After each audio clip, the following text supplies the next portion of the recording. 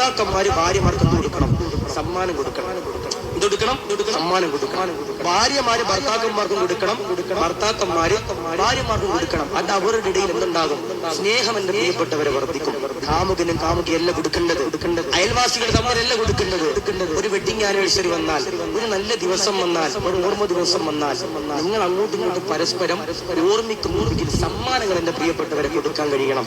അല്ലെ? ഇന്ന് കുടുംബ ജീവിതത്തിൽ പല പ്രശ്നങ്ങളും ഉണ്ടാകുന്നുണ്ടാ? മനസ്സ് തുറന്ന് സംസാരിക്കാത്തത്. അള്ളാഹു കാത്തിരക്ഷിക്കട്ടെ. ഒരു ഫോൺ വന്നാൽ അപ്പൊ തന്നെ ഭാര്യക്ക് സംശയമാക്കുന്നില്ല, എന്റെ മച്ച വിളിച്ച് എന്ന് പറഞ്ഞിട്ട് ഇങ്ങനെ ചില സംശയിക്കുന്ന ചില താത്താമാര് ചിലപ്പോ സ്വന്തം വീട്ടിലേക്ക് വിളിക്കായിരിക്കും. അപ്പോഴായിരിക്കും മച്ച വിളിക്കണം. മച്ച വിളിക്കും, മാമിനാടെ ഫോൺ ബിസിയാ. അപ്പം തന്നെ മച്ച വീട്ടിൽ വന്നിട്ട് അടിക്കണം, പിടിക്കണം.